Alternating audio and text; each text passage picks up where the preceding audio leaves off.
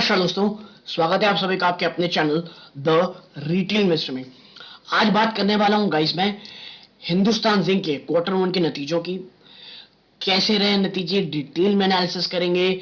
Quarter on quarter किस तरह के नतीजे रहे, कहां पे उछाल है, कहां पे गिरावट देखने को मिल रही है, एक्सपेंसेस में क्या हुआ है, तमाम चीजों में एक एक करके चर्चा करेंगे। लेकिन आगे बढ़ने से पहले अगर आप इस चैनल पहली बार आए हैं, सब्सक्राइब का बटन दबा दें। वीडियो अच्छी लगती है लाइक कीजिएगा।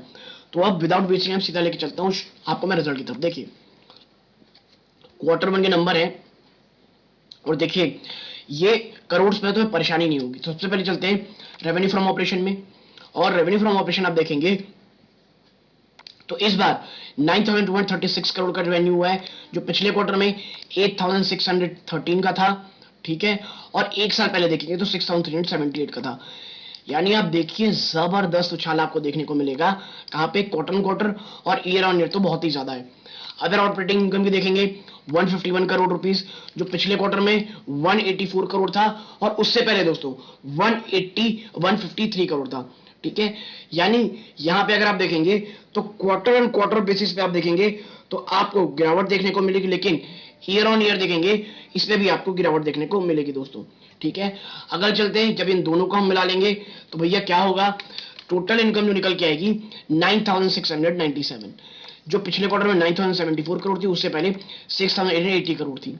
ठीक है, यानी कि जो टोटल इनकम है उसमें आप कह सकते हैं 7 से 8% की, 7% के आसपास की आपको बढ़ोतरी देखने को मिल रही है क्वार्टर ऑन क्वार्टर। ठीक है, अब चलते हैं और नीचे तो देखिए एक्सपेंसेस खर्चों के हिसाब से देखेंगे।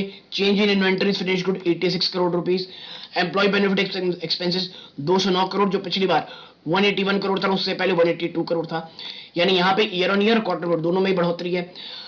पावर और फ्यूल ये इतना ज्यादा परेशान किया इस बार क्वार्टर रिजल्ट्स में। यहां पे अगर आप देखेंगे 1064 करोड़ रुपीस का यहाँ कह लीजिए पावर फ्यूल में खर्चा हुआ, जो पिछले क्वार्टर में 1178 करोड़ था। और इसका कम होना मैं बहुत बहुत ज्यादा पॉजिटिव मानता हूं दोस्तों। ठीक है, आप देखिए क्योंकि अगर आप पिछले काफी समय से देखेंगे ना तो जितने भी आप देख लीजिए, जितने भी उठा के आप देख लीजिए रिजल्ट्स को, उनके पावर फ्यूल खास करके सीमेंट सेक्टर के जो भी रिजल्ट आए, पावर और फ्यूल ने उनके रिजल्ट को तबाह करके रख दिया है। बात करें माइनिंग रॉयल्टी की तो इस बार 44 करोड़ है, जो पिछली बार 66 करोड़ थी। अदर एक्सपेंसेस देखेंगे 2008 करोड़ रुपीस का खर्चा हुआ है, जो पिछले क्वार्टर में 1926 करोड़ था, और उससे पहले 1423 करोड़ था। और जब हम सबको मिला लेंगे तो जो टोटल एक्सपेंस निकल के आता है दोस्तों, वो निकल के आता है 5025 करोड़, जो पिछले क्वार्टर में 4917 करोड़ था। और ये सब देख लीजिए और आप देखेंगे कि भाई साहब प्रॉफिट बिफोर टैक्स ये कितना निकल के आता है 4672 करोड़ रुपीस, जो पिछले क्वार्टर में 4357 करोड़ था। यानी कि आप देखिए क्वार्टर ऑन क्वार्टर से आपको जंप दिख रहा है, और ईयर ऑन ईयर बेस तो ये बहुत ही शानदार जंप है। ये तो ठीक है, लेकिन हमारी जो मेन चीज हमें देखना है वो है नेट प्रॉफिट दोस्तों। कंपनी ने नेट प्रॉफिट किस तरह से दिया है तो देखिए नेट प्रॉफिट में जब हम नजर डालेंगे तो ये आप माफ कीजिएगा टोटल कॉम्प्रिहेंसिव इनकम, तो ये इस बार आता है 3523 करोड़, जो पिछले क्वार्टर में 2858 करोड़ था। ठीक है, यानी कि बहुत ही अच्छा, मैं कहूंगा अच्छा जंप है ये। ठीक है, और जब इतना जंप है दोस्तों, पावर और फ्यूल पूरे मार्जिन को खा रहे थे, पूरे जो बॉटम लाइन है उसको खा रहे थे। ऐसे टाइम में इतने अच्छे नंबर पेश करना बहुत पॉजिटिव लगता है मुझे। ईपीएस देखेंगे तो आप डायल्यूटेड देखिए 6.93 से बढ़कर के 7.32 हो गया है, और ईयर ऑन ईयर तो ये काफी ज्यादा शानदार रहा है। यानी कि जो कंपनी ने रिजल्ट पेश किए हैं वो दोस्तों बहुत ही ज्यादा मैं कहूंगा शानदार पेश किए हैं।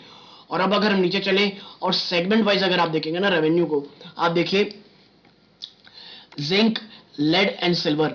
तो जिंक, लेड एंड अदर देखेंगे तो ये 8066 करोड़ रहे हैं, जो पिछले क्वार्टर में 7551 करोड़ थे।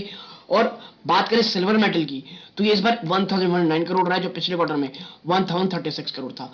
तो जो टोटल निकल के आता है दोस्तों वो आप देखिए कितना है 9175 करोड़, जो विंड एनर्जी का है वो 61 करोड़। यानी आप देखिए तो जो टोटल ऑपरेटिंग इनकम निकल के आएगी सब मिला के 9387 करोड़। यानी कि चाहे वो जिंक, लेड हो और सिल्वर हो, दोनों तीनों में ही काफी अच्छा काम किया है कंपनी ने। और अगर हम नीचे चलेंगे, हम देखें कुछ हमारे साथ कंपनी की कोई कमेंट्री हो जो आपके साथ शेयर कर सकूं, तो उसके लिए हम धीरे धीरे नीचे चलते। देखिए ये है highest ever first quarter mind metal, refined metal and silver production. Highest, अब तक का हाईएस्ट एवर जब भी फर्स्ट क्वार्टर निकला है metal, refined metal, silver production की माइंड हुई है दोस्तों। जो पैट है, प्रॉफिट आफ्टर टैक्स, ये 3092 crore rupees, 56% year on year jump है दोस्तों।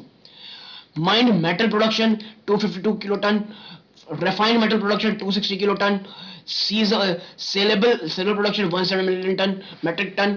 ठीक है, और आप देखिए Udaipur July 21, Hindustan Zinc Limited, the leading global integrated producer of zinc, lead and silver, reported for the first quarter ended।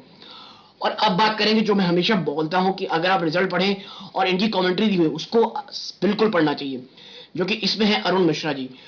Commenting on the performance, mister Arun Mishra CEO said Hindustan Zinc delivered best first quarter production for mined metal, refined metal and silver, with the exit run rate for both mined and refined metal crossing over 1 million ton. We are fully geared to deliver another stellar performance this year. Board approval received for setting up the fertilizer plant and an additional roaster is also welcome move. इतना ही नहीं, इतने शानदार result के बावजूद भी management इस बात के लिए बहुत ज्यादा एंथुसियास्ट है कि भैया आने वाले साल में ना जो है ना, ये जो साल आने वाला है शानदार परफॉर्मेंस करेंगे। प्लस कंपनी की तरफ से, आप कह सकते हैं बोर्ड की तरफ से, फर्टिलाइजर प्लांट और एडिशनल रोस्टर का सेटअप करने का यानी लगाने का अप्रूवल मिल गया है। With such synergist growth project along the value chain, we are confident to deliver long lasting sustainable value for all stakeholder. ठीक है, यानी जो सीईओ साहब है वो तो बहुत ज्यादा एंथुसियास्टिक है कंपनी को लेकर के, और कंपनी हूं भी क्यों ना, finest ever first quarter result उन्होंने पेश किया है। बात करें संदीप डेप्यूटी इंटरिम सीएफओ की, तो देखिए Hindustan zinc touch new milestone with highest ever quarterly revenue, EBITDA and net profit. Quarterly में हाईएस्ट एवर एबिटा और revenue. Our proactive approach to cash in the opportunity from higher LMEs through strategic hedging helped us to protect overall margin in an input commodity inflationary environment। और देखिए ये सही बोल रहे हैं कि इन्होंने जो स्ट्रेटजी अपनाई वो इतने ज्यादा इन्फ्लेशनरी माहौल के बावजूद अपने मार्जिन को मेंटेन रखा। This is phenomenal. As a management team, we continue to monitor the coal cost situation closely. All efforts are in place to ensure security over the short term and reduce dependence on thermal in the medium to long term। और देखिए यही कह रहे हैं क्योंकि सबसे बड़ा problem भी कोल प्राइसेस का ही है, तो यही कह रहे हैं भाई कि हम जो कोल प्राइस है ना, जो कोयला है उसके दाम को लेकर के बहुत ज्यादा स्ट्रिक्ट है, बहुत ज्यादा आप कह सकते हैं कीनली वॉच कर रहे हैं, और अपने मीडियम टू लॉन्ग टर्म में हम जो थर्मल एनर्जी है, थर्मल पावर है, उससे एनर्जी लेने को कम करने की सोच रहे हैं, ताकि और एक राइट इन्वेस्टमेंट करके रिन्यूएबल प्रोजेक्ट्स में निवेश कर रहे हैं। यानी रिजल्ट बहुत अच्छे, कमेंट्री बहुत अच्छी, और लिटरली में ऐसे इन्फ्लेशनरी माहौल में मार्जिन बचा के रखा, इस बात के लिए मुझे लगता है बहुत शानदार चीज है, और यही कारण है हिंदुस्तान जिंक का शेयर पॉजिटिव ट्रेड कर रहा है दोस्तों। तो यदि आपको ये एनालिसिस पसंद आई हो, प्लीज वीडियो को लाइक कीजिए, चैनल पहली बार आए सब्सक्राइब जरूर कीजिएगा। यहाँ तक जुड़े रहने के लिए धन्यवाद। ये इस वीडियो का अंत है। जय हिंद दोस्तों।